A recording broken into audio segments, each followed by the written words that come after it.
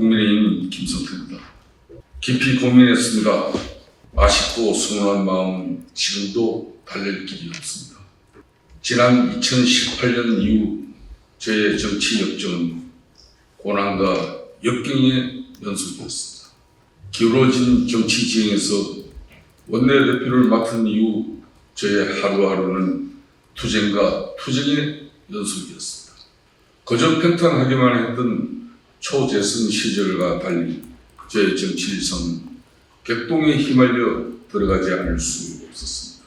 그 격동의 시간들이 만들어낸 상처는 저에게 아직 채 아물지 않은 흉터로 남아있습니다. 그로 인해 저는 지난 총선에서 불출마를 해야 했고 지난 대선에서도 저는 백의종루를 해야 했습니다. 그리고 오늘에 이르렀습니다.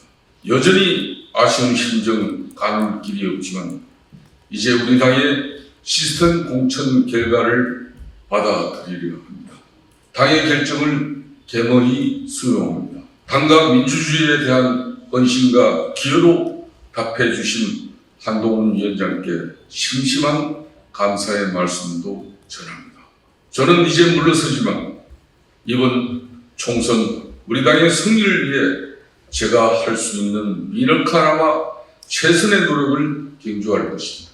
우리 당과 윤석열 정권의 성공을 위해 승리의 한 길로 매진하겠습니다. 저는 멈추지만 저는 결코 멈추지 않을 것입니다. 저의 작은 희생이 우리 당 승리의 미랄이 될 수 있다면 저는 기꺼이 그 길에 나서겠습니다. 부디 우리 강서 지역에서도 이기는 후보, 승리하는 후보를 공천해 주시기 바랍니다.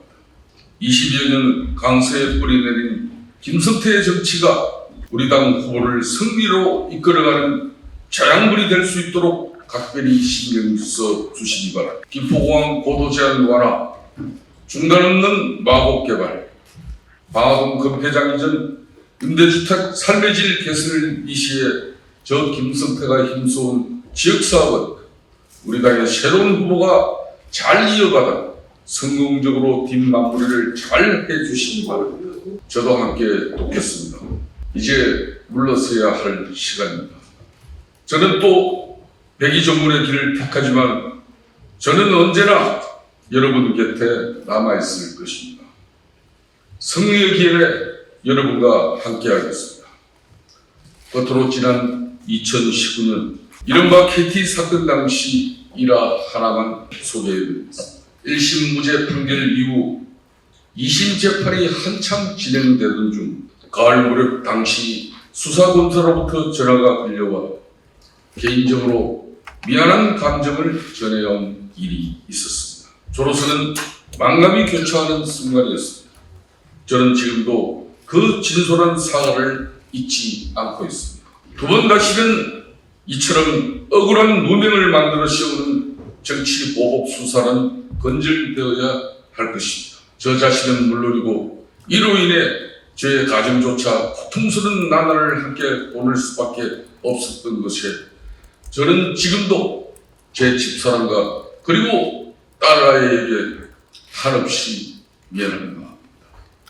온 가정을 피폐하게 만들고 정치인의 피선거권을 박탈해내는 이런 일은 이제 없어져야 할 것입니다. 마음이 애로오는 아픔은 여전하지만 피를 토하는 심정으로 이제 물건을 내려놓고자 합니다. 오로지 이번 총선에서 반드시 이겨야 한다는 선당포사의 자세로 제 갈 길을 가고자 합니다. 감사합니다.